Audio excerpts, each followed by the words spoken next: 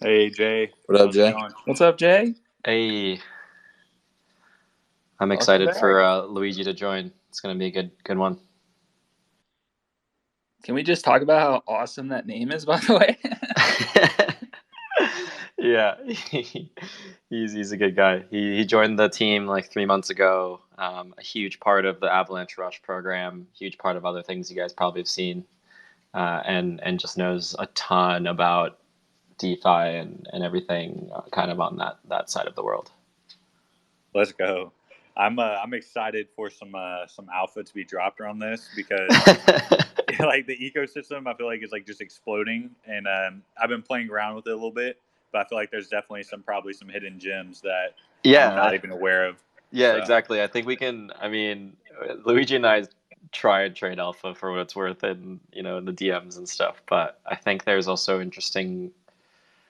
I guess you guys were talking about the avax punks and things, and I personally am interested to see how the clones do, because if we're still in this hype cycle, the clones still have upside. I think it's a little bit too risky for me, or I guess the cost base is not terribly high, but the stuff that I think interests me more is some of the new things that can't necessarily happen with really high gas fees, and that's probably kind of like how Sablier, if you guys know that, kind of like real time payments, like that can't exist on a high fee chain. Yeah, I'm actually. Do you think the high gas fees are leading into this kind of like exponential rise in prices that we're seeing on Ethereum? Are you saying in exponential prices in token appreciation? Well, no, just like on the topic of NFTs, you had brought up like gas. Like with Ethereum, Oh, gas making is it like like more ridiculously. basically a liquid, like even more liquid.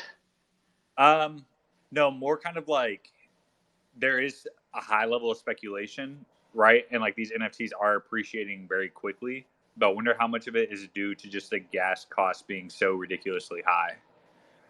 Yeah, Does that make sense? yeah, that does. That's interesting. I don't know if there's. I mean, there has to be some sort of contribution, but I mean, right now, I kid you not, in the last 30 minutes, I was trying to move some things on the ETH side. I think I paid like, I don't know, $500 to $1,000 in fees. Yeah, it's Rest pretty. in peace. Yeah, pretty embarrassing, honestly. Yeah, I'm actually upset that I mentioned this in public, but then, Yo, you then, could have got some AVAX punks for sure. well, then this is where I'm going to chill a little bit. But I crossed the bridge, and I think all was well. So I'm back in the homeland. Let's go. Man's such a Chad. He bridged. Yeah, yeah, no, try my best here. Yeah, Oh, I see Luigi. I was buying funds on ETH as well and just paying like $40 in gas fees, and then you go on AVAX and pay 25 cents, and it's just like it's hard to want to not leave. Yeah. Since we're sharing bridge story, and mine is nowhere near as bad as like Jay's situation. This is maybe like a week or two ago. Whenever I wanted to play around with the ecosystem, I honestly I made such a noob mistake. I didn't even think about it, but I bridged over some USDC, and it was like right before the pools actually went live for USDC, and I was like, shit, I can't even do anything with this USDC, so I had to send it back to Ethereum. Anyways, long story short, I ended up paying like $80 on Ethereum, and then for the same money to transact on Avalanche, it was like 80 cents. So I took an L on that one, but we can bounce back. All good. You live and you learn. Hey guys, Oh my god. What up, Luigi? how's everybody doing? Good, Chilling. good. Wow, man. How are you? Nice to meet you all. Nice to meet you as well. You have an embarrassing ETH transaction story?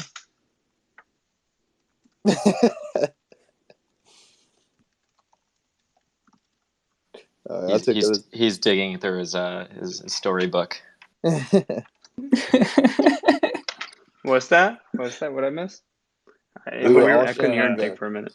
Yeah, we were all sharing embarrassing ETH stories, ETH transaction stories. I didn't know if you had a recent embarrassing ETH transaction compared to Avalanche's transactions. Yeah, his signal's going in and out. One sec, we're trying to figure that out. Okay, no worries. No worries. Give you a minute to troubleshoot.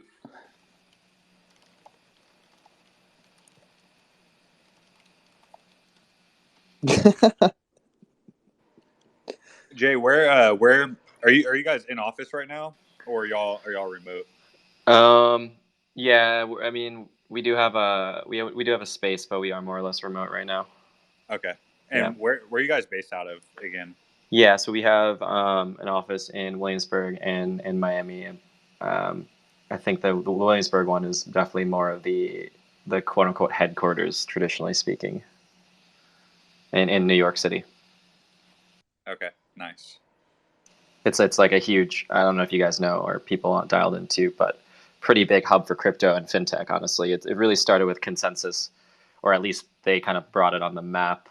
They have a place in Bushwick, and then all of the kind of like smart contracts startups, especially the ETH ones, are basically in Brooklyn. And then I think fintech also kind of followed suit. There's a bunch of really cool co-working spaces and a bunch of subsidies I think a lot of these businesses and establishments got, and so it incentivizes, I guess, cheaper rent, and then obviously incentivizes the startups to go over. You said that was in New York? Yeah, it's in straight over the East River in Brooklyn. It's this very like hipster area called Williamsburg. Oh, okay. I actually looked it up because I wasn't sure which Williamsburg you're talking about. Not Virginia. Not I was like, that's a really weird place for like crypto.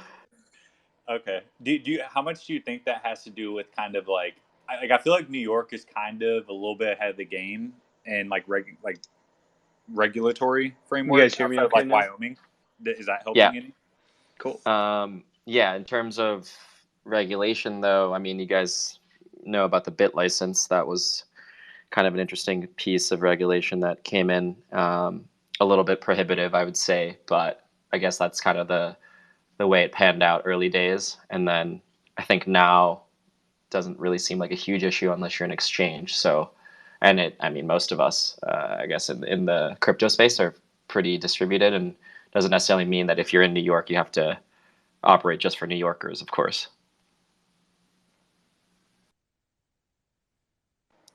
Awesome. Luigi, we got you everything worked out now?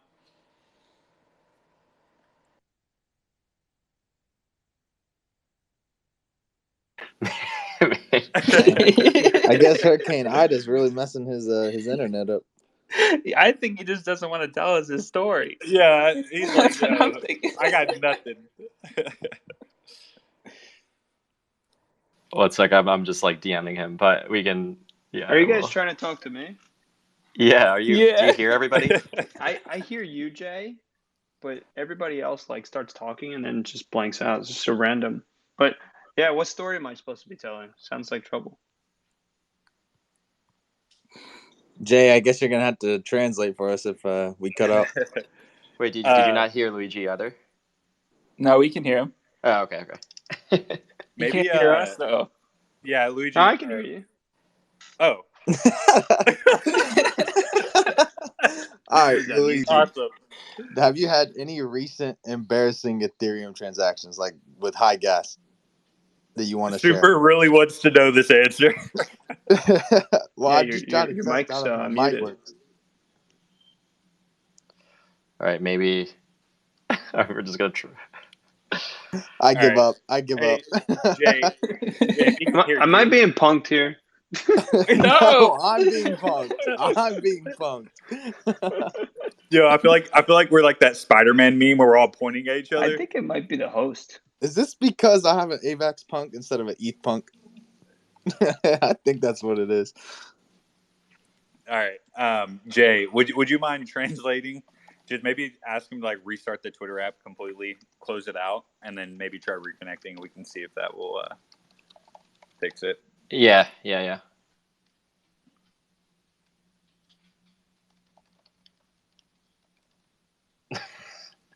I'm like pinging him.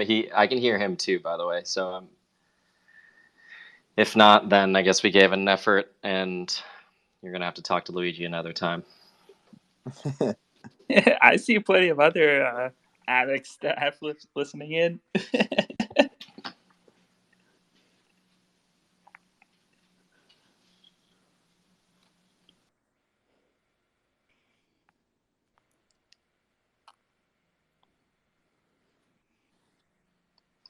All right, just coming back up here.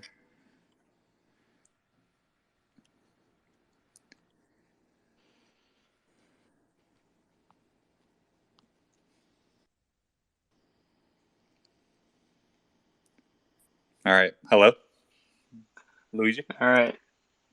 Can everybody hear me now? Yes, can you hear us? Can you hear me?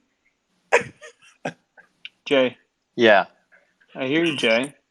Can How you about hear me me? too? Are you Yeah, wearing? I hear you. I hear Are you you using now. headphones? Yeah, I have AirPods in. Maybe. I don't know. Actually, here, let me step down from a co-host real I quick. hear Let me you test fine something. though. Let me. Here, Mewtwo, bring me back as a speaker. How about Mewtwo? All right.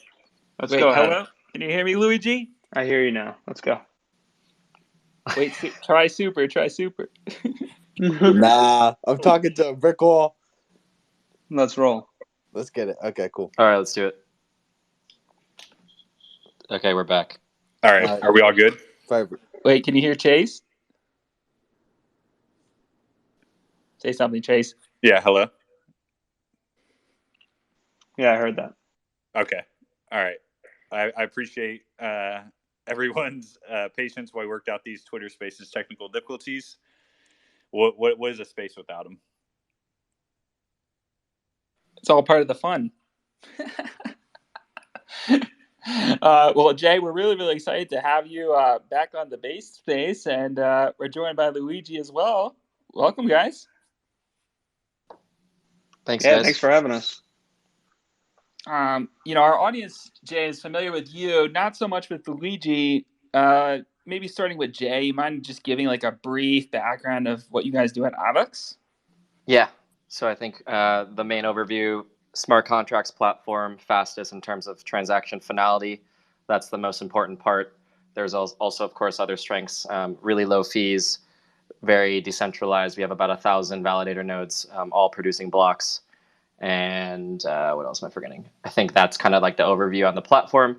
And as you can imagine, those smart contracts enable a lot of different things, especially DeFi, but of course, not only that, but including NFT marketplaces and any other kind of implementation that requires smart contracts. So myself and Luigi, we both work very, very closely to make sure that people on this call, but also people who are very interested in leveraging this type of technology can use it or understand how to use it, I think, first and foremost, but also second is really just to understand what the points of opportunity are within our ecosystem. How can we improve, as you guys know, and kind of the jokes that we were having with some of the usability issues just in general within crypto, there's a lot to be improved. And I think one of the things that I really appreciate about this group is super grassroots, a lot of really good insights and questions. I think there's clearly a lot of passion. I don't know where people are based in around the world, but if you're in the East Coast, dialing in pretty late, and I'm sure there are other people dialing in. So I think this type of format helps us really get really good focused discussion, and as we continue to update you guys, we can also really be honest. I think collectively. Yeah, 100%. And Luigi, you just want to briefly introduce yourself to the crowd? Yeah, sure. So I work at Ava Labs. I've been there about 4 months. Joined as the role as the director of DeFi, focused on building out the DeFi ecosystem. Prior to that, I had done a few things. Worked at Citigroup for about 7 years, trading credit default swaps and other derivatives, and got pretty involved in Ethereum in 2016. And was able to raise money for a DApp that I was building, and quickly realized that there was no infrastructure on Ethereum at the time, and it was very difficult to actually build anything. I remember the only thing actually being there that was somewhat useful was Shapeshift, which is funny to think about now.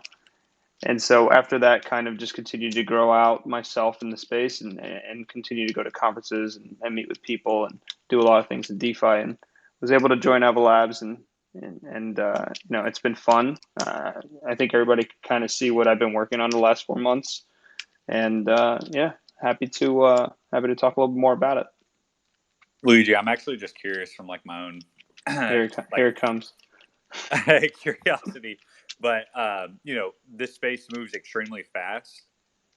Generally, like, what is like that onboarding process look like? Like, do you just kind of like hit the ground running and you're in the trenches from the get go?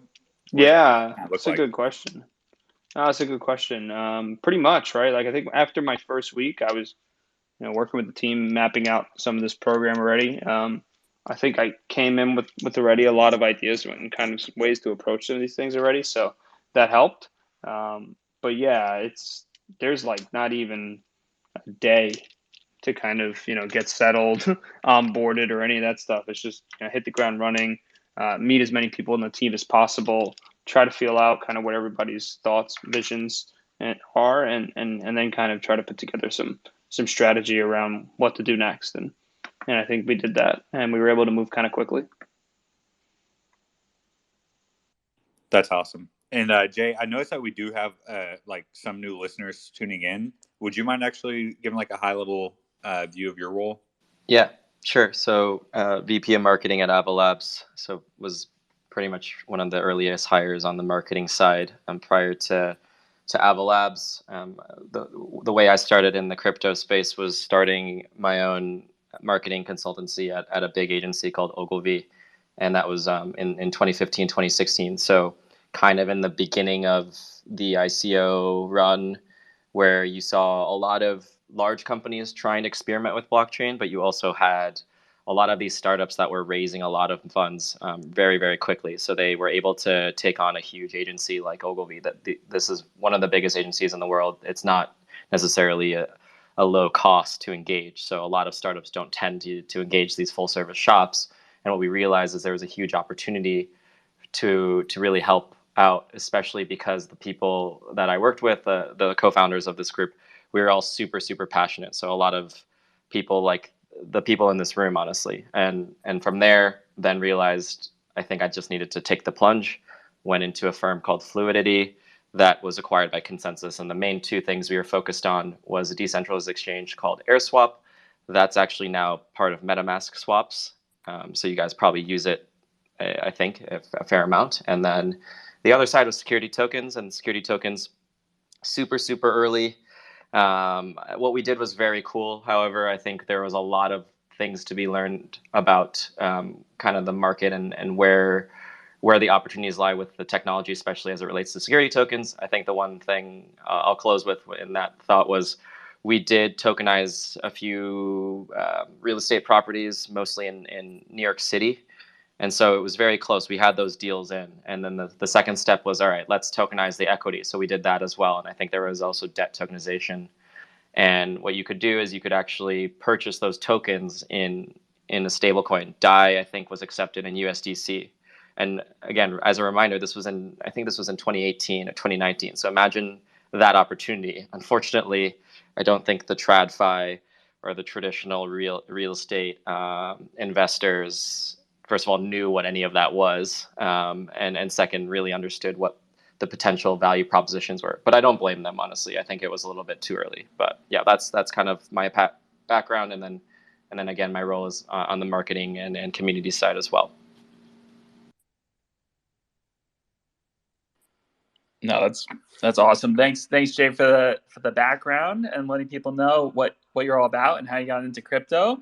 We're obviously all here to discuss Avalanche Rush, the new incentive program that you guys have launched. Super curious, like what inspired like the creation of the incentive program, and how's it going so far? How are you guys feeling? Luigi, you want to take that one? Yeah, sure. Yeah, I mean, I think the inspiration kind of came from multiple places. We looked around, kind of surveyed the landscape, surveyed not only in crypto, but even outside in traditional finance and even in technology, ways that we can kind of get users to, essentially get to try our technology. We're very cautious and careful about lining up the right primitives before we actually launched the program or announced the program, right? So one important piece of that is Chainlink mainnet being live, and that allowed a lending platform to go live, right? So that coupled with the new bridge is what we feel will kind of give us the advantage of having good UX and UI for people moving over and trying the chain. A lot of the feedback that I received since the launch of Banky and since the announcement of Avalanche Rush has been really surrounding kind of the UI and UX of really using Avalanche from the DeFi side. You're able to kind of execute transactions with quick finality and not be sitting there wondering, did my transaction go through?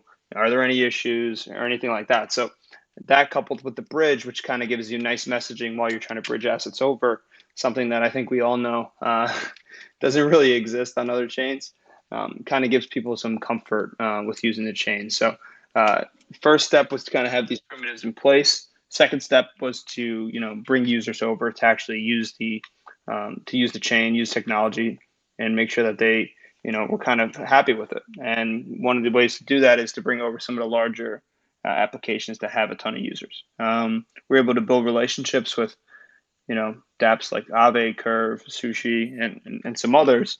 And with that, their great communities can come over and join the Avalanche community and be able to, integrate nicely. And, with that said, one really important component of Avalanche Rush is that there's going to be incentives for native applications. This is not just a user acquisition program, but it's also a developer acquisition program. So we do want to create mind share. We do want to create innovation on Avalanche, and it's kind of a two-sided issue to solve. There's the user issue, and then there's also the developer and innovation issue. So step one was to kind of get users. Step two will be sort of building out some of the native, more innovative things on the chain. Yeah, I can say, like, as a as a bridger myself, and actually kind of like a one of the early people that kind of crossed that bridge and has played around within the ecosystem. Jay, I know you've already seen it. I tweeted at you, but like I do want to say, like, you guys have done like a really great job. It was extremely smooth, and it was honestly like really enjoyable with how like fast the transactions were going. The user interface was like clean and crisp. It wasn't really confusing or anything like that. So so far so good. Just like as like a feedback from like a user perspective, I've really enjoyed it. Yeah, that's great to hear, and that's kind of some of the feedback that I received in general. And nothing's perfect, right? This is all experimental technology, and this chain is not even 1 year old yet, which I think a lot of people forget sometimes. But I do think that this was a nice little sample taste of what Avalanche Rush is going to be, and I think we're going to have a lot of fun. Yeah, that that's always like a you see that this product is in beta, use at your own risk, and you're like, damn, this is maybe I should scale it back a little bit, But I guess I'm pretty like sure we're gonna ape, but yeah, I'm pretty sure our analytics dashboard says alpha on it, so we're pretty good at that too. Yeah. But speaking of the Avalanche Rush, I know originally it was $180 million, but now I think I've seen some recent tweets where it's like 400. Is that just the value of the AVAX has grown to that size when you take like the current price of the token? Yeah, the program's 10 million of Ox. So, when we came out with the announcement, funny enough, it was $18. So, not that day, but when we actually was actually working on the PR. So the original kind of thesis was to, just go out with the dollar value in terms of the announcement. But we've always allocated this 10 million of Ox, which is part of the Avalanche Foundation allocated this as part of an airdrop fund or an airdrop allocation from the get-go. So that's what we're tapping into. Hey, Luigi. So, I just kind of had a not a personal question, but more like a DeFi question. And so, obviously, the gas fees on Avalanche are lower than Ethereum. So, Avalanche has a big potential to have DeFi Summer. What do you think the likelihood of that is?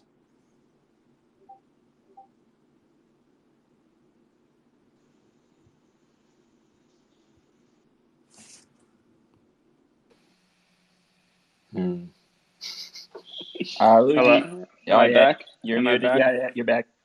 All right, cool. I lost you guys for a second. You want to repeat the question? I'm seeing a trend. Yeah, what was the maybe I question? just Should I guess it? Because I can probably guess it. yeah. No, I'm just kidding. So Avalanche has lower gas fees than ETH. Obviously, everyone has seen that, and that could play a big role on DeFi being on Avalanche. Do you think DeFi Summer will be on?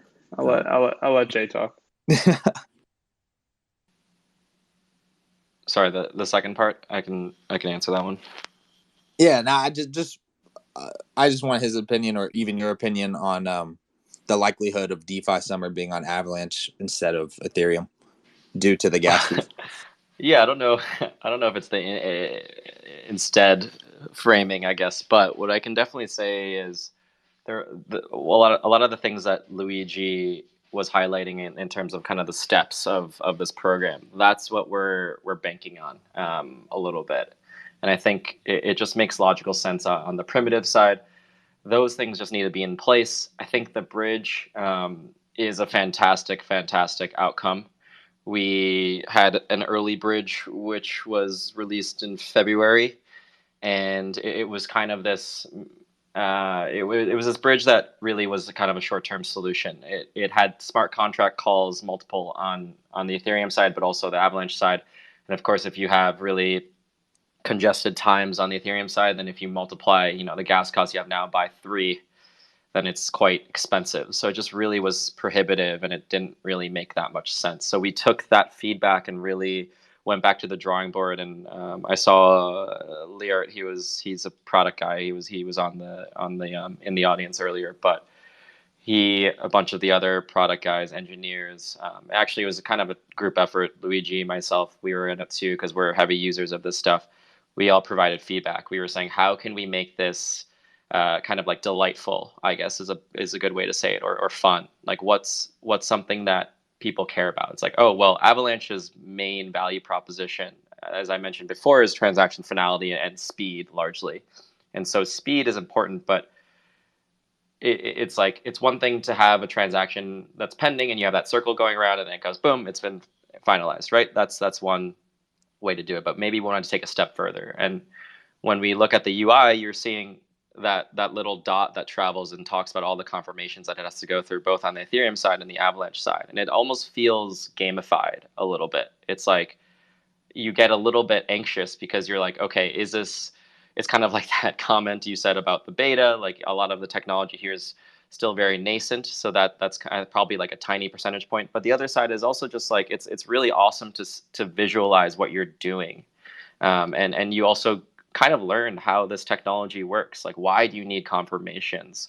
Why does it take so long? What are the cost differentials side by side? So this is kind of an educational opportunity. So when it comes to DeFi Summer 2.0, I think there's going to be, so long as crypto stays long, I always kind of have to preface that, but I think that goes without saying. So long as crypto stays long, then a lot of the new energy that's coming in because of the NFT boom, a ton of celebrities are really cashing in on this moment. For better or for worse, I don't know yet, but a lot of attention's there. It's not like the ICO boom where it was just like money in and all of a sudden it's super liquid, so then you can kind of draw back down and it's goes really high and goes back down really quickly. But instead, you have these collectibles, you have people playing games with those collectibles. I think that's a little bit different. You had games for 3, 4, 5 years, but they were very, very early. And so then back to DeFi, you then have these primitives that actually can perform at the level of Web 2. And that, I think, should unlock aha moments for a lot of people. Both people who have been in the space for a while, I think that's also important, of course, but also the new people. So we're hoping that if all of these things and these kind of internal, I guess external now, but internal hypotheses come true, and I think everything should be very, very nice. And especially to one of the things that we've been saying to groups without really giving non-public information out is Avalanche Rush is just like one thing out of many things that we've been working on. And unfortunately, with the nature of the space, we can't really talk about it with specificity But you just have to understand, look at the track record of each and every person on the team. There's a bunch of people tuning in now. There's no kind of random like, oh, I was in traditional finance and I jumped in to just get my feet wet. There are legitimate people that have been in the space as long as you possibly could have, or at least have been aware of the space for as long as you could possibly be aware of. And I think that's the upper hand. And ultimately, when you bring together those types of people, you have incredible passion. And I think passion is huge.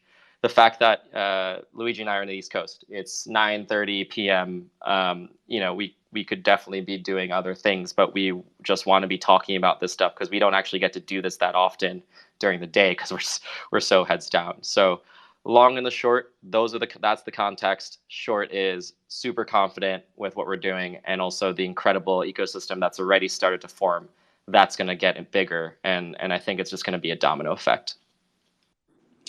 Yeah, that was a beautiful answer. To touch on the point of passion, no, I totally agree. I think passion and community has a big part to play in it, because without a community, nobody's really spreading the message, right? So nobody really knows about how great Avalanche is compared to other chains. So thank you for that. And I had another question. So it seems like Avalanche is primed for more institutional adoption. Could you shed it? I know you said you couldn't talk about a ton of stuff, but could you shed light on that subject? Sorry, you broke up on the second part. What was the second part?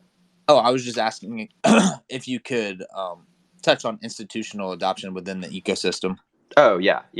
So this is one thing with institutional adoption is we've been talking to a lot of different types of institutions. So from big four accounting firms to central banks and also even kind of government entities. I know that's not necessarily institutions, but I guess that could be categorized there.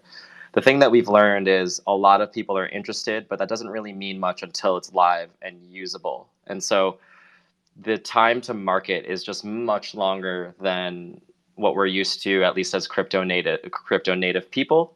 Because if you can imagine, like you go out to a protocol and you say, hey, can you quickly integrate us? And you have like 5 engineers hop into a war room and just basically sprint and bust their ass all night, and you pretty much have a deployment the next day, right?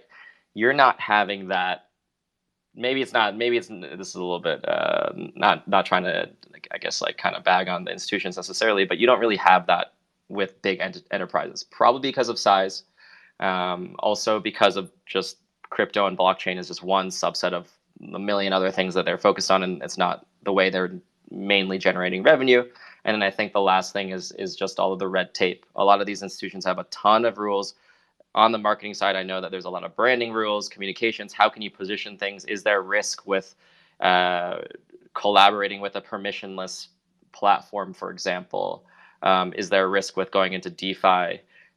Those are answers that I think the council within these firms have to answer. So these conversations that I've mentioned with those categories, they have been ongoing since I even started in May 2020. Now, I think right now is really that critical moment where a lot of these things will start turning into public-facing executions or public-facing initiatives, where there's a handful of them. They've already completed everything. It's just a matter of, hey, how can we publicize this by following the proper protocols? So I would say that's where we're at. I don't want to necessarily mislead and say, there's a huge wave of these types of initiatives that are coming in, but there's definitely a decent amount that we've been talking to. And so I think we will focus in on that continuously as we have been so far, and not allowing it to slip through our fingertips. So we're keeping our eyes and ears open and just seeing how these institutions really want to adopt this type of technology, and then also making sure that their uncertainties are answered, so then they're comfortable with doing this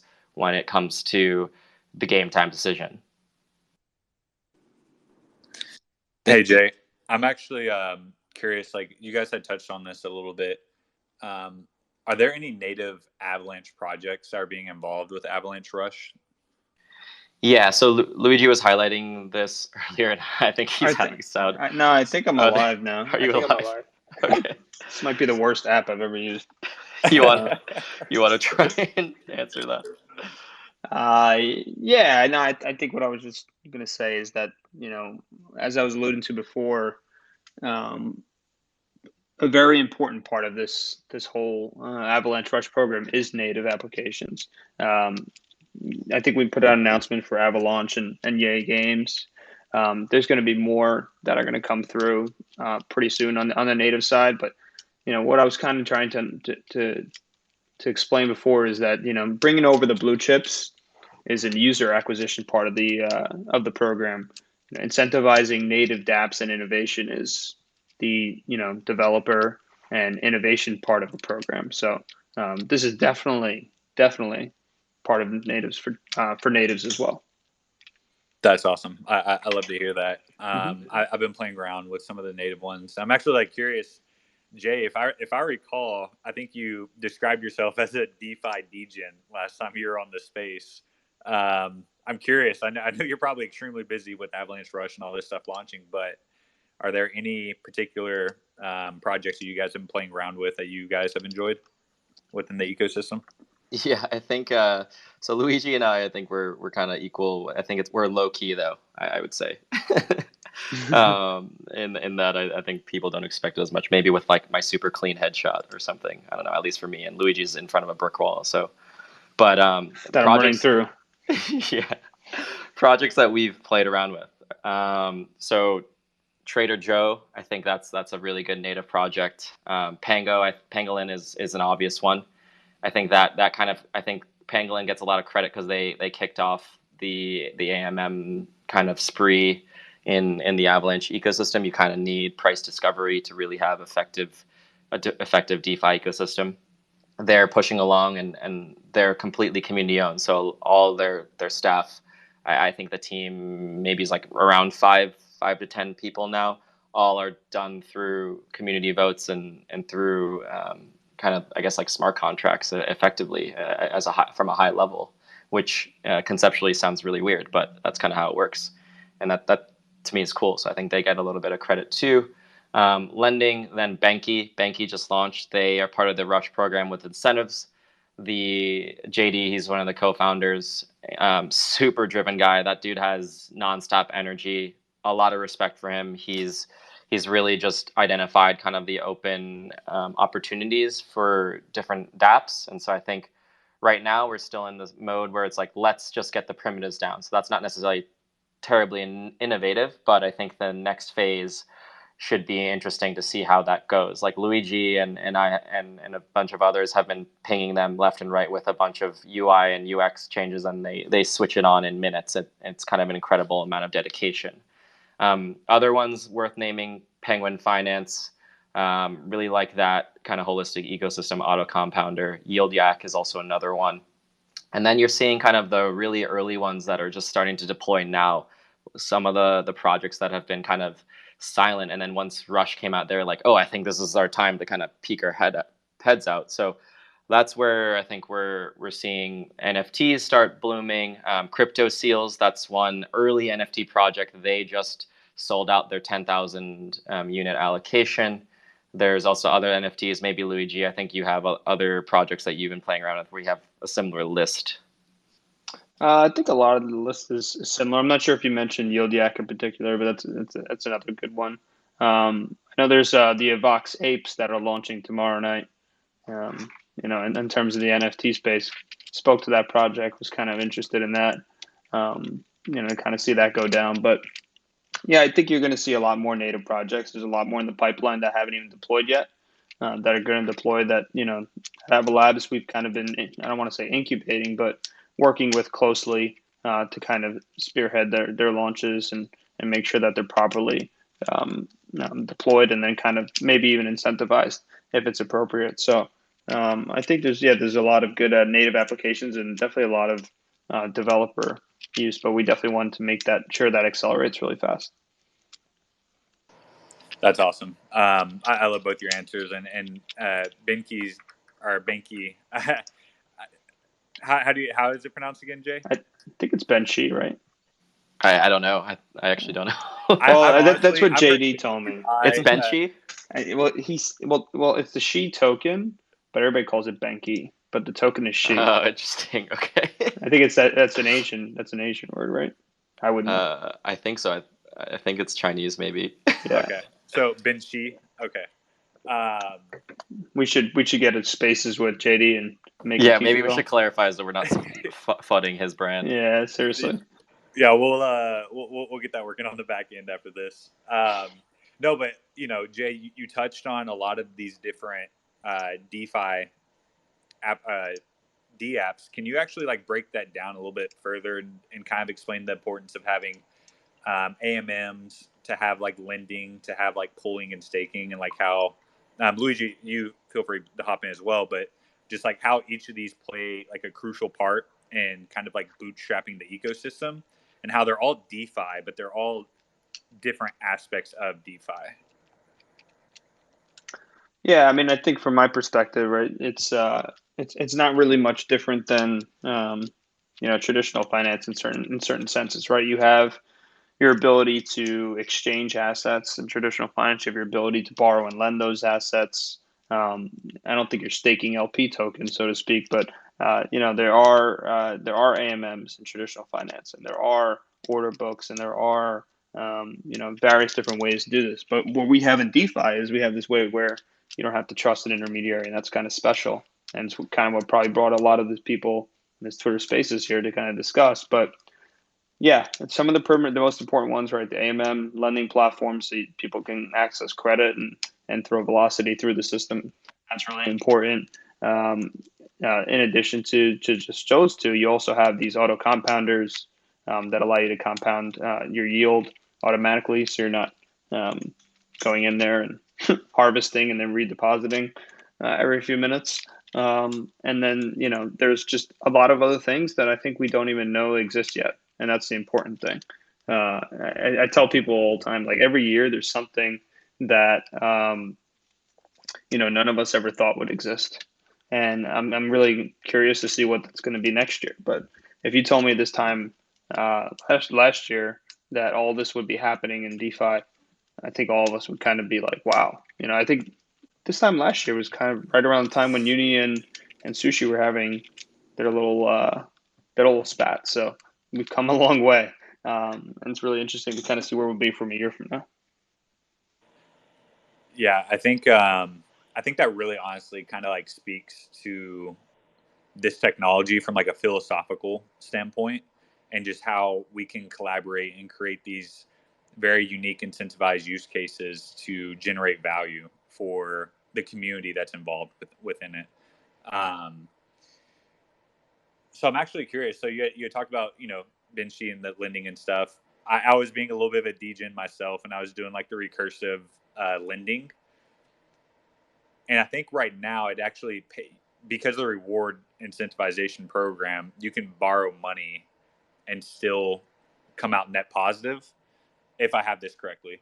But can you guys kind of talk about the chance of liquidation with the lending and borrowing, or if right now, if you're doing the same asset borrowing against collateralized assets, like how that works, if you can shed light on that? Yeah, and NFA, right? No financial advice here from my side, but yeah. Obviously, the borrowing is subsidized, so that's part of kind of like these liquidity mining programs. That's what they incentivize people to borrow the asset, and then there's a lot of things you can do, right? You can either take those assets, whether they're volatile ones or stable coins, and then redeposit them to kind of earn yield on both sides, or you can even take them and deploy them into different protocols. Like Trader Joe has, decent farming APYs, and Pangolin does as well on certain other ones, or you can leverage them through Yield Yak. I know when Curve deploys, what a lot of people like to do is they like to deposit volatile assets and then borrow the stables and pull those into Curve. I know that's a strategy that a lot of yield aggregators and yield generating strategies like to deploy. So there's really a lot that you can do, and I think this is something that liquidity mining allows. It allows people to try these products in different ways and kind of see what's possible, and also become not only early users of the platform, but also what I've seen from a lot of users is they become really engrossed in the community as a whole as they start to use these various dApps and the ones that they like the most. Yeah, that's awesome, and thank you for kind of like spelling that out in an easy way, because one of the questions I was going to ask was, there's a lot of people who are hesitant when it comes to bridging, who just like are kind of like scared in a sense to like take that first step. But it's pretty cool because as a result of that, you can essentially be that early adopter and reap the kind of like incentivized rewards where you could actually even get paid for borrowing money and like using the DeFi protocols and being kind of like the first one there. I'm actually curious. Bancor is an extremely popular DApp with their single-sided liquidity. Are there any native projects that are working on that within the Avalanche ecosystem that you guys know of? Didn't Yield Yak have single-sided pools? They do. They have a few single-sided strategies, but I think it's a little different than Bancor. Yeah. I don't know of anyone at the Bancor level yet, at least, but that doesn't necessarily mean there isn't one. No, I don't think there is yet. I think I know of a few that are working on it with the twist. So that it could probably be done better in my opinion. So we'll see if they're able to deploy in short order. But if not, somebody bring over Bancor or fork it over. I mean, hey, I would love that personally. What do you love about it? What do you love about it so much? Just a single-sided? Yeah. Where I hear that. Keep exposure to, I don't want to shield my bags, but I'm sure we can probably guess if you could just like go down my thread. But I really enjoy having that like single-sided exposure to where I don't have to worry about impermanent loss. Yep. For those who are not aware, basically, when you're providing liquidity, oftentimes the trade-off is that you have to have exposure to both sides of the pool. And so if you're a long-term holder of the underlying asset that you want to provide, you could, in theory, lose the value, but you would gain value in the other side of the pool. That's like a very rough explanation. So if you have a longer-term outlook on one of your investments, say like 5 to 10 years, and like that's what you're looking at, and you want to keep adding that, that's where that impermanent loss is like really important to kind of like protect if you're investing like that.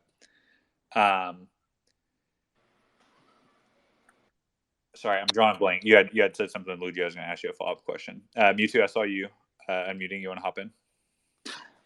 Yeah. It definitely seems like there's a lot of native projects being built on Avalanche. I was curious around, do you find like a lot of developers are actually coming to you guys directly to build on Avalanche, or how are you guys actually attracting people to build within the ecosystem?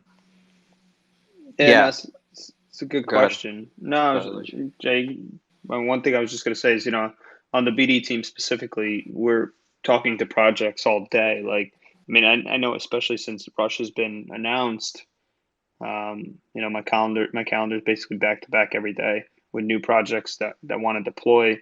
But at the same time, I would say that there's a lot of things we can do to kind of improve the developer ecosystem, and it's part of the focus of getting users, right? Developers are usually attracted to places where there's users and that they know there's a better propensity that their application is going to be used. So we are seeing that a ton. There's a lot of cool projects, I think, coming through the pipeline and working on getting deployed. But yeah, that's what I'd say. And I think the thing that I mentioned last time probably was we always saw some sort of interest, at least from the Solidity developers, because we have the Ethereum virtual machine running on Avalanche. That was kind of like basically broke down the barriers a little bit. So if someone had a free weekend or a few hours, they can kind of mess around and port over their app and use the testnet and see how it runs. Looking in the audience a little bit, Andy from the Chainlink team. So shout out to Chainlink guys. I know this is a Chainlink group too, so I guess I probably will just get infinite love. But those guys have been hosting a ton of incredible hackathons, always on point. We're very close with the team, as you guys know, so we're present on every single one of them so far, at least since we've launched on mainnet. And moving as we continue to move along, especially with the Chainlink integration coming live, and also on testnet, I think a few months ago or a few quarters ago, then you're seeing a lot of these new ideas actually being able to work. Chainlink was a was a huge blocker. The fact that it didn't exist, rather, it was a huge blocker. And now that it's deployed, I think it's enabled a lot of people to use oracles and get price feeds in a reliable manner. And I think that's super important. I think on the flip side, we're also now hitting the ground running because we've got our footing as a platform and also kind of understanding of our core base. So the Solidity people, I think that's important. But then we're also seeing university hackathons being a really good avenue to capture new promising talent. So sometimes it's on the undergraduate side, other times it's on the kind of post grad side. A lot of PhDs. We have very focused hackathons. So there's a team that we work with called On Code Club. Those guys are incredible, based out of the UK. So it started out as kind of like a Cambridge focused a hackathon / accelerator. We've continuously re-signed with them, and we have a lot to come for the next year. And then I think in parallel, as Luigi kind of alluded to this too, we have a bunch of community-driven or community-focused hackathons. So I think DeFi Global, I think, is one of the ones that we're doing. And then anytime there's a project-specific hackathon, we're keen on jumping in.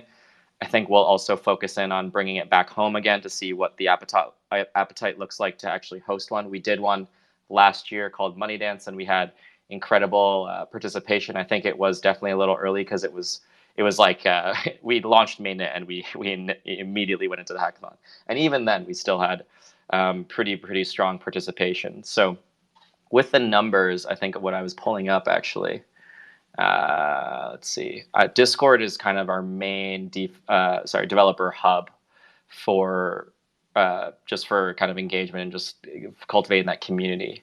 I believe we have around 15,000 members on Discord. It actually might be more. I'm having trouble navigating through this, but point is it's a very strong base, and so now it's just a matter of activating and see what we can come up with, and I think there's plenty more to come. As also, I think the last thing I'll say is we're hiring. So if there's anyone you guys know from the developer side, events, mostly on marketing, just ping me, and I'm happy to answer any questions and get you through the recruiting process, because we're really just scaling as fast as possible.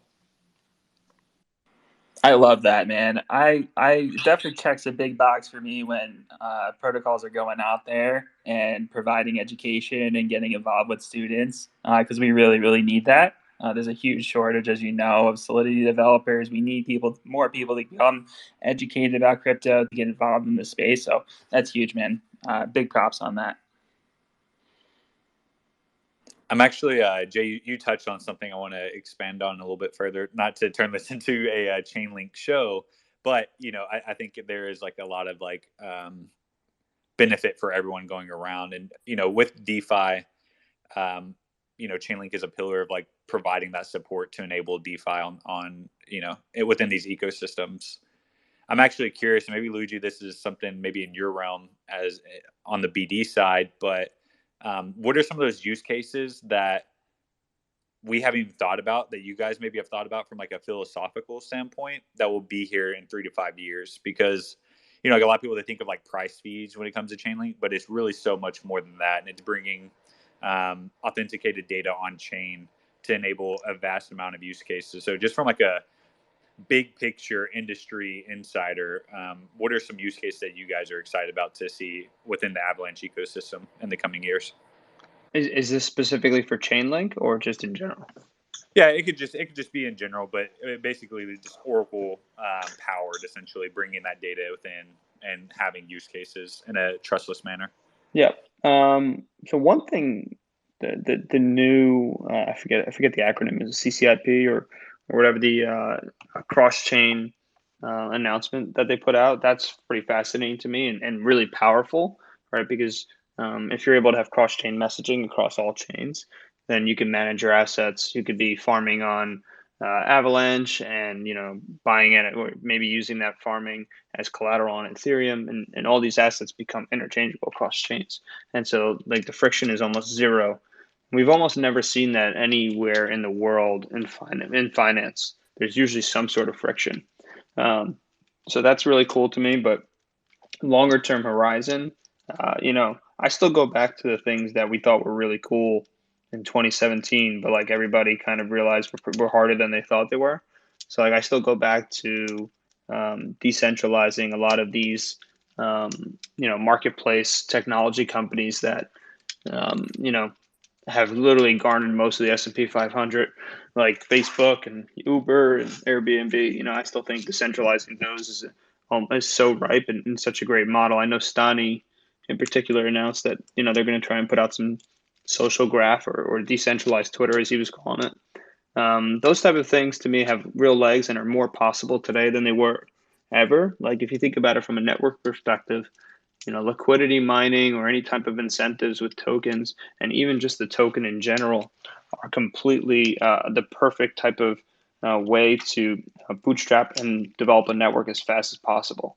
If Facebook didn't have any of these things and was able to do it, Airbnb, they were out there making, I think it was cereal boxes in the beginning. But to have a token and have these different ways that you can bootstrap a network in Web3 is something that's really powerful and will be like the actual mainstream event for crypto and decentralization as a whole. At least that's my hope, prayers, and what I think longer term is what makes the space more interesting.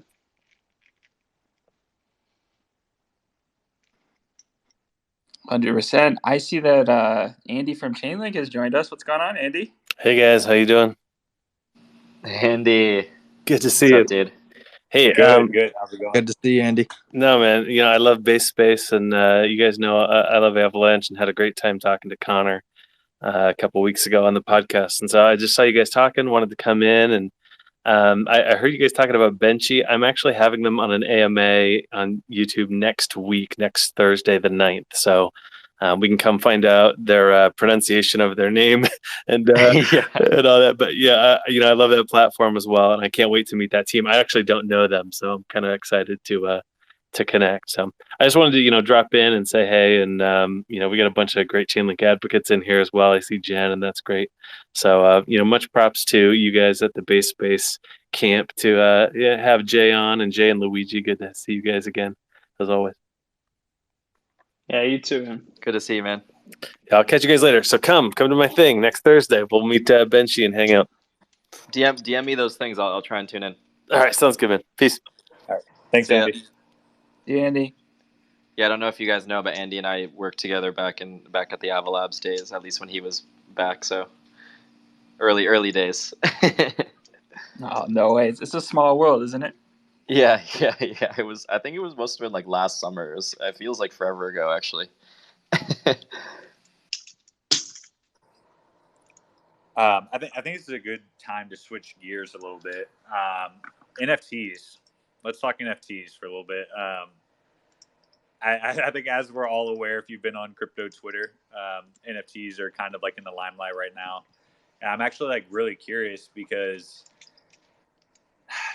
I feel like NFTs are culture, and it's hard to replicate culture and to bring users over into the NFT ecosystem. So I feel like this is like honestly perfect between the two of you guys, with Jay, with you being marketing, Luigi, with you being business development. What is kind of the game plan, if you guys can share it, on like approaching the NFT market and kind of like cultivating the growth within the Avalanche ecosystem? Yeah. So, there's just parts that we can share. I know that we have spent a great deal of effort and time on something, some of the more, let's call it enterprise type NFTs, right? So we've announced the Tops, digital trading cards partnership with us, right? So Tops is dropping MLB baseball cards. Those are actual NFTs that are running on the Avalanche blockchain. You could buy packs just like when you were a kid and you're sitting at the aisle and begging your mom to buy you a pack of those Top Sets cards. You can buy that, on Avalanche. At Ava Labs, we helped build that platform. It was a really long effort, and it's actually a really cool website, right? Because it integrates Web 2 and Web 3 nicely. You're able to use your credit card and buy these, but still have the hash and the link to the actual transaction on the Avalanche blockchain. So that's like an effort that was ongoing. There's going to be more to come with that partnership and other ones that coalesce around the same type of technology. And on the more crypto side of things, there's some stuff in the works there that we're thinking through, and I think we'll be communicating on in the future. But Jay, I don't know what else you want to add. Yeah, I think with NFTs beyond that too, it can horizontally scale. I think that's the important thing to highlight. So the biggest challenge was actually to get the proof of concept, which was the Tops marketplace, up and running, and making sure that the Web 2 interaction works well for the new users, or Web 2 like interaction rather, and then the on-chain stuff also works as well. So I think the next approach is there's going to be marketplaces that are more decentralized, so that you have control over your keys, and you can actually offload them into secondary marketplaces if you want. And I think that's obviously the promise that or the kind of the goal that we're trying to achieve. And you basically can just white label this experience to anyone that wants it, and that's within the kind of like Tops like brand header. I guess that's kind of where we're probably taking that. And then on the flip side, also really just like kind of keeping our eyes and ears open for everything. These signals are running wild. There's the fact that in conversation today, I forgot who I was talking to. Actually someone in the Chainlink community. He actually might be in here somewhere. But I was talking to someone through the DMs, and I said, hey, like, I actually don't know how strongly I feel about this 10K NFT minting model. It's not to say that it's a bad idea, but I just personally think that there could be it could be short-lived, I guess. How many times can you repeat that cycle? Who knows? I don't know. I could be wrong too. But in addition to that, then there's also different ways you can interact with NFTs, not just with an image, but also different ways to kind of model out, or I guess leverage the NFTs and kind of attach that to different types of things. So not just a JPEG, I guess, colloquially speaking, but also real world things, and seeing how people react to that. Let's say there's a piece of art in a public space. How do you have that tied to that, or how does that tie to an NFT, and how can you then market that to people who are interested in capturing that interest? So I think it's kind of tough to say what exactly that looks like, because we're very much in kind of the internal brainstorms part, and just trying to be confident with the path that we're moving forward. But NFTs, as most of you guys probably know, has been around for a while. ERC 721s have been here since the CryptoKitties days, and I remember very fondly when it clogged the whole Ethereum network, and that was what quote unquote was going to kill Ethereum. Obviously did not, and it actually was a learning opportunity, and Dapper Labs is doing incredibly well in the space. So it's one of those things where it's hard to say where it's going, but we are keeping our eyes and ears open. So I think that might be a good way to close at least my thought here, is if there are any ideas at all with the group here, it doesn't really matter how out there it is, just let us know. And I think the conversation is what stimulates the ideas that are going to be the Axie Infinities of the world today, or the kind of like the crypto apes, or whatever, crypto punks and the new apes and things like that. So I think that's what's going to get interesting, and it's going to be a very collaborative effort. I can guarantee you that. So super excited in general, if you couldn't tell, and looking forward to what happens with NFTs in the future. Jay, I'm curious with Tops, did they approach you, or did you guys approach them, if you could share? Yeah, I don't know if it's actually that clear, but I think the main thing I can highlight is the way we were positioning the platform was what spoke to them the most. I think it was just easy to understand. Could have been because of the EVM strength, could have been also because of the team members that we have. John Nahas, he's also another big name on our team that you guys probably have heard of. He's on the BD team. he's just an incredible negotiator alongside Luigi and the rest, Lydia and whomever else on that team. And I think that really helped a lot, actually.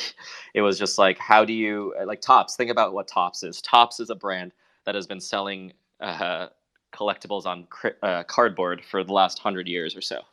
And so they are keen on learning and keen on accelerating, but you need people who are on the ground to basically give it the BS check and be really honest. And I think that's what probably drove it beyond just the simplicity of, or I don't want to really simplify it, but kind of the simplicity of the narrative of Avalanche, I would say. No, it's huge, and like we've all been calling this out, that this is where things are going, and for you guys to launch this on your platform, man, is awesome. It's massive, and I hope other collectibles will follow suit, and maybe you guys will become like the standard. You know, everyone, all the traditional card companies will start coming to you. Yeah, fingers crossed. If you know any card company CEOs, let us know. Good bridging, sirs. Yeah, if Pokemon's listening, please Good do it. bridging. Good bridging. Why you said Pokemon? Something that's kind of like that I saw them in here earlier was crypto companions, and I actually bought a few of those and tested it out. And it's super cool. It's like you're stacking Pokemon or companions on top of each other, and you can actually win AVAX or their native token just for playing. And I think that opens a huge opportunity for people that don't have a ton of money or don't know a ton about crypto in general to kind of get interested in crypto and earn their way into it. So I'm super excited to see more NFT games coming out like that. I think NFTs are a huge Trojan horse kind of into the ecosystem. But yeah, so super excited to see them in here as well. Yeah, one thing I'm really interested to see is like the use case of dynamic NFTs. I really think that it will be kind of this like blank canvas of creativity, in which like there will be use cases that will be created with like card games. But like one of the examples, that's like written in the articles is kind of, you could have like a player card, say it's MLB, right? And say this player has been on fire and they've hit a home run like every single game for the last like 7 games in a row. You could have that player's card bring that data on chain and update their stats in real time. So like your player's card would be updated with their performance in real time. And I think once you create like that type of atmosphere, you could then build competitive games. So similar to like fantasy football, right? Like imagine if you had your full team of players, and based off individually how they were doing with that season, you could form a team, and then you could use these like VRF functions to play other teams and kind of have this like competitive like sports league, but it's kind of like a card game sports league. So it's like stuff like that where I'm really interested to see where this all goes. I'm actually curious. I want to ask you guys. There's one protocol that was integrated surprisingly like extremely early in your guys' ecosystem. I was surprised to see them still there, but Alliance Block. On their roadmap, they have NFT bridging coming out, I think, later this year. I was just curious, do you guys have any context around NFT bridging? Because I could see, like, I know there's like liquidity vaults for NFTs, and I feel like the first mover in that industry that can build like a great project providing liquidity with NFTs and people can bridge those over, I think could pull a massive amount of money. So I was just curious from your guys' point of view around that. Yeah, I heard. We've been working with that team fairly closely, at least probably like a month or two ago, and I knew that they were going to do that, but I actually didn't know. I'm not exactly sure how they're going to do it. I was thinking about that today too. Like, do you wrap an NFT, and then does that kind of? I guess composability isn't a huge issue because it's non fungible, but I guess I was just trying to wrap my head around how that works. So I don't know. Actually, now that you mention it, Chase, like I think that's something that I'm just going to ping them now and be like, hey, could you have like explainers so I can learn about? And if I get stuff, I'll forward it to you guys. Yes, please do. I'd love to get more information around that.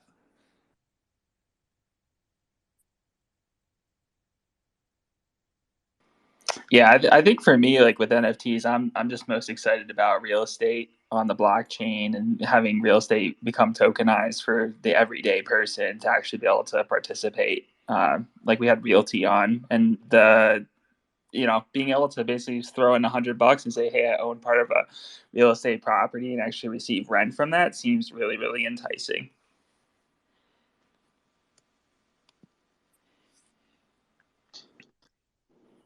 Yeah, not only real estate, but even land too. Just anything that you could put a deed on the blockchain and you can prove that it's yours. And say your deed burned, right? The physical deed burned. Well, guess what? Now you have a tokenized asset on the blockchain that says that you own that. So I agree. That's super bullish, and I can't wait for that to come on the blockchain as well. Yeah, because like when we were talking to Delphi, they basically alluded to that NFT gaming is basically being used as a testing ground for all the things that will happen in the real world. So I think the virtual land, all that type of stuff that's happening basically it's just a test until regulations and so forth move forward and we can actually participate with real assets. Jay and Luigi, switching gears slightly, I had a question. I was actually looking at your guys' roadmap, and I think it was like in Q4 that you guys have NTT and DID expected to launch. Could you guys kind of dive into that? I wasn't exactly sure on what those acronyms meant. Oh yeah. Let me just pull that up actually because I remember what it was. Maybe I don't remember. If not, I'll ping it to you guys after. Okay, no worries. While you're doing that, actually, Luigi, I actually have a question for you around business development. Could you kind of walk us through like what that process looks like in this ecosystem? Like how you're bringing clients into Avalanche and kind of like selling the use case and why they should kind of use your product or service. Yeah, sure. So, I mean, a lot of leads get generated either organically or through, investing partners that we know already. Those come to us. We vet the projects. We do due diligence on the projects, and then we, talk as a committee on the BD team. But I think the sell is pretty simple. Avalanche is much more than just a EVM compatible chain that's a little bit faster. It's got, it's actually decentralized, and there's really just not many chains that can actually say that. And I know for a lot of us, that's kind of the reason we all got involved in this stuff initially. So I think, from a technology perspective, it really does sell itself as a good chain to deploy on. And now after Avalanche Rush and kind of the experience that a lot of users are having, I think that a lot of applications are very interested and keen on deploying on Avalanche. So, the other thing in general is we have and we support a lot of projects that are native from front to back. So, we'll help support them with, understanding their tokenomics. We'll help them support with introducing to other applications within the ecosystem or even other investors. So we really are like kind of, hand holding these projects as much as we can or as much as they need in various ways. So we're very, we're very focused on front to back help with all these applications. That's awesome. And I think I was going back and I was rereading, and Jay, I know we talked about this when you were on, but it just kind of like re-struck me of like how massive this solution is, at least in my eyes, I view it. But could you, Luigi, kind of dive in on the platform P chain and how people can create blockchains like subnets underneath Avalanche in of itself. So it kind of, if I understand it correctly, it can kind of make Avalanche the blockchain for blockchains in the future with future development. Is that accurate? Yeah, it is. So subnets is a feature that, I think a lot of people don't really know that Avalanche possesses, but it's really fascinating, outside of sort of the degen and DeFi community in particular, right? Because if you're a company or let's say you're, a consortium of banks and you want to, I don't know, compete with like the CME or a clearinghouse, you guys could actually deploy your own permission subnet whereby each bank is a validator, right? And this can be done on a public blockchain. And the validators also have a requirement to validate the main chain. So there's like some shared incentives on both sides. But subnets in general also allow people to run their own custom VMs, right? So it doesn't have to be the EVM. You can build your own. You can use various other VMs. So the platform is completely customizable from that perspective. The other thing is like the validators on your own subnet can actually be customizable for various things like jurisdiction or even KYC, right? If these are things that you guys require, whether it's regulatory or even just because of the nature of what you're doing, that's something that could completely be done in a subnet. So you can even imagine, like, let's say Uber wanted to have its own subnet. That's something that could be completely possible. They could have their own coin on that subnet, and that subnet could be extremely fast, right? Because it's not the main chain, and it's not, it's allowing itself to order transactions completely on what's happening on that chain. And this is all dependent on what you need to be completely validated by a public subset of validators, rather than, certain things just don't require the same amount of decentralization and security as other things. So, I think subnets, you'll be hearing a lot more about it in the fall and the winter, and I think that's something that will catch a lot of people's attention. That's I love that, and that programmability I feel like is going to be massive.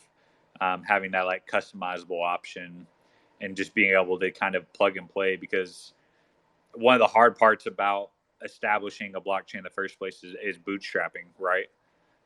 And this would kind of eliminate the need for you as like a new entrant into the market of creating a blockchain. You can kind of leapfrog that step. Yeah, no, I think that's right.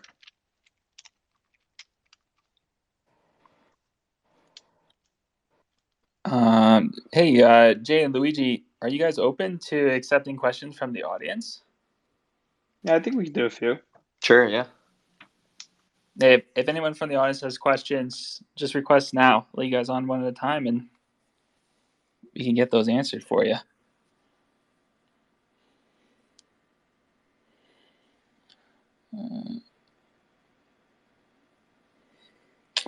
I did receive like a DM around Curve. Someone's wondering like how you guys are planning to kind of hype up the partnership or amplify it. In terms of hype up or amplify, I'm not really sure how much in particular that needs to be hyped up, frankly. For, many people were kind of using DeFi. But, I think Jay will definitely agree that we will be out there on the marketing front when it deploys, very aggressively, making sure that everybody's aware that it's time to come, bridge over and use Curve on Avalanche. The yields will be juicy, and I think they'll enjoy it. Yeah, I think the thing that I think people should tune into is all of the socials, all of our digital platforms. I think this is our biggest kind of effort yet, at least in terms of all of the public facing initiatives that we've done to date. So you're going to see a lot of different things that you haven't seen on the marketing front. I think that's very important. Things that aren't necessarily traditional to crypto. Crypto, I think, marketing, at least early stage projects, tend to focus on the core channels, which makes sense to me, and that's what I always advise the projects that I talk to do that, just because it's kind of, let's get the necessities out of the way. Twitter, Telegram, Discord, Reddit, all these channels that we are all familiar with. But then I think we're in a very fortunate enough space to actually get the attention of the mainstream some way or somehow without really giving away too much. But it goes beyond those platforms I named. So that's what's going to be interesting. The marketing team, we've been heads down for I don't know, for a very long time, and just trying to figure out how we can execute this with the timelines that we have and kind of how fast the market moves. And once those are out, would honestly love to hear also feedback, just being like, hey, this was a total hit or this was a total miss, because these things that we're going to implement on the marketing front are, again, very unique or very common, or maybe not common, but done more prevalently in the traditional brand world, but not so commonly within the crypto brand world. 100%. Spider Cakes, welcome to the Based Space. How you doing, brother? Good, man. Thanks. Appreciate it. And also, thanks to the Avalanche team tonight as well. I really appreciate you guys doing this stuff. It's so cool to be able to connect with the developers and everyone involved with Avalanche. And I imagine you guys are putting in overtime hours here with the rate of development you have going on. So super appreciative for what you guys are doing to rapidly expand the Avalanche network as someone who owns it. So I have two questions here. So the first is around subnets. You touched on that a little bit, and I think that's really exciting and a part that really differentiates Avalanche from competitors. But I was a little bit curious how that really compares to some of the other scaling solutions. So you see like Ethereum, for example, and layer 2 solutions and sharding solutions. And I'm not really a technical guy, but my understanding is there could be some challenges there, like layer to layer communication or shard to shard communication and moving funds around. I've already had that experience with trying to go from Ethereum to Polygon, for example, high fees, and then you're kind of stuck on that layer. How are subnets different? Is that a competitive advantage? How does that attract developers? And how is that ultimately the best solution? And so that's number one. Question number two would be, let's say just magically you were teleported into a room with every single decision maker and politician in the US, and they ask you, hey, we see the development here, we see the opportunity. What would you like to recommend for regulations for the blockchain / cryptocurrency market? What would be your recommendations on that? Yeah, so I think the first question, personally not an engineer, but have actually learned a lot about the kind of inner workings of subnets beyond the high level understanding in the last few months, especially working closely with engineers as we prepare to start going into that mode of evangelizing this as hard as possible and being very specific instead of just saying, hey, this is kind of like a scalable solution with VM implementations and things like that. So the thing that I would say that is important to note is Avalanche is a layer 1, and this is all within the layer 1 kind of, or in the kind of Avalanche ecosystem rather. And so you're not going to have these different asymmetric experiences like Polygon as that kind of functions as a side chain to Ethereum. I think that's something important to note, though I do want to be careful with what I say because the actual specific architecture is being worked on as we speak.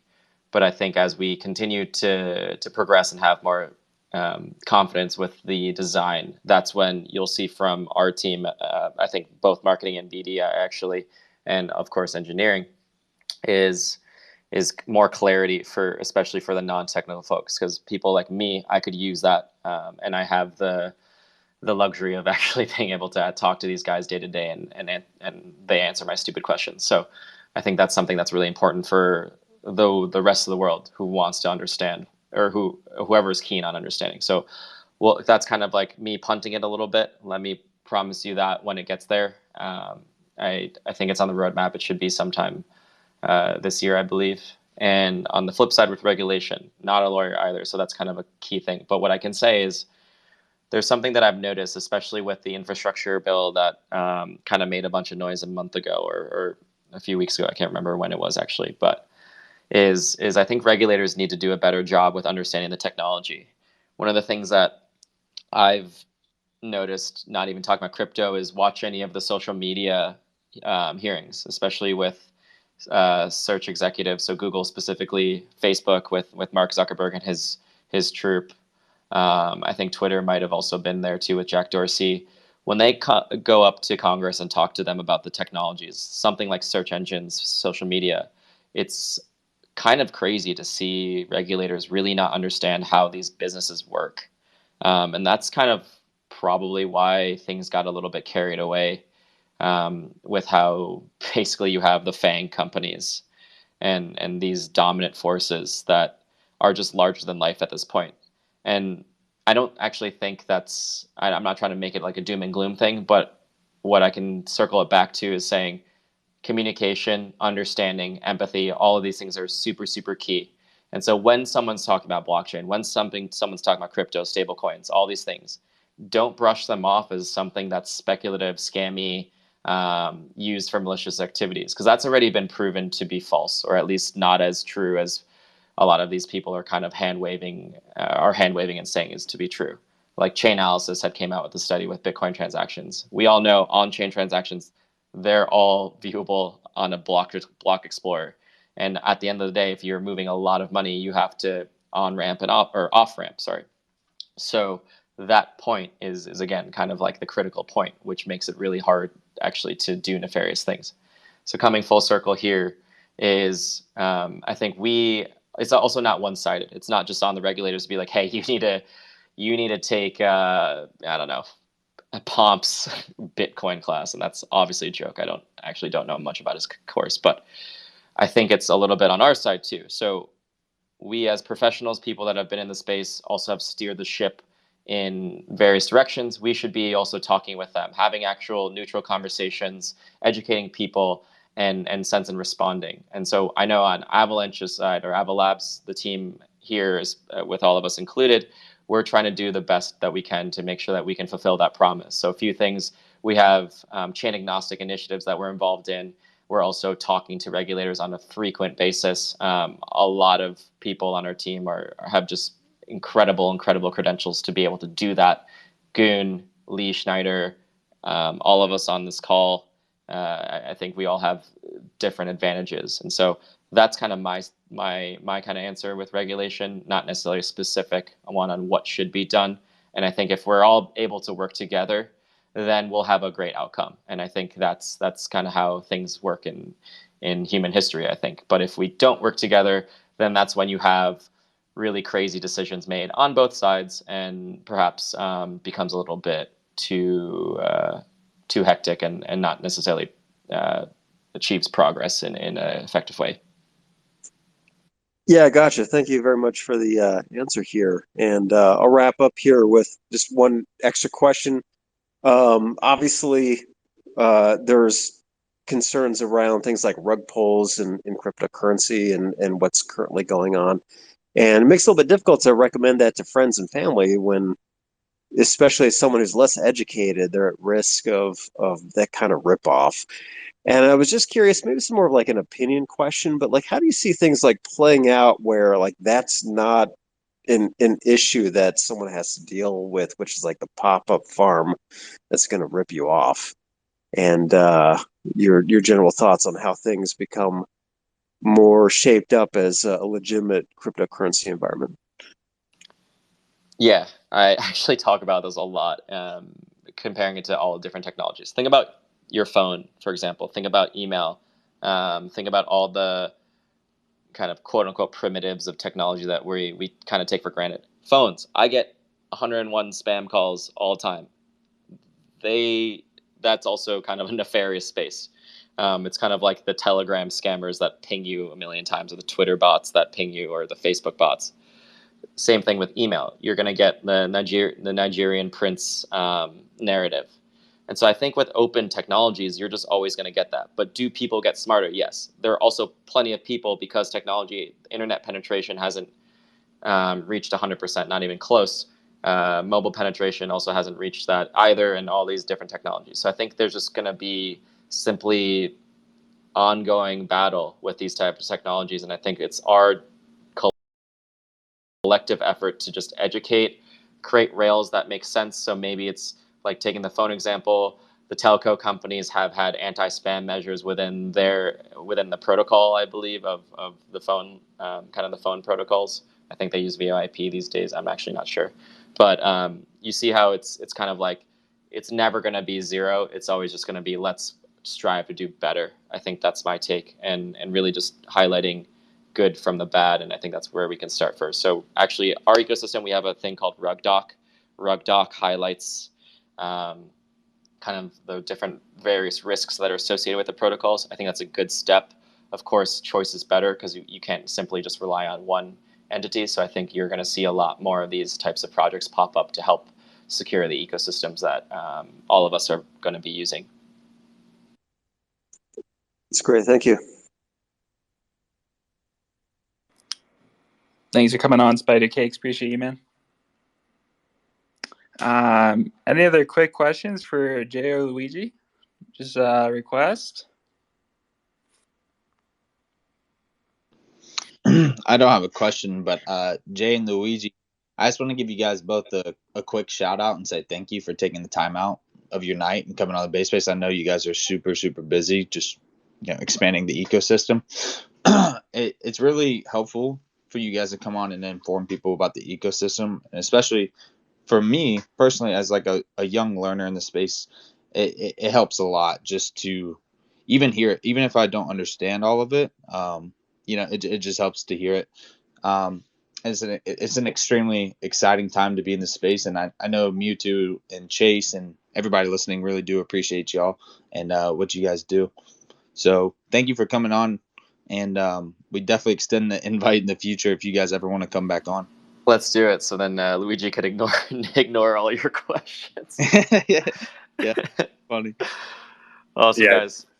Just a +1 off that and build off that. For everyone listening as well, like reach out. Like Jay was saying, this industry is growing. There's a lot of quality help that's needed. So like, don't be shy to like reach out. Whatever skill sets you may bring, you'll be surprised. Like there's probably a spot for you somewhere.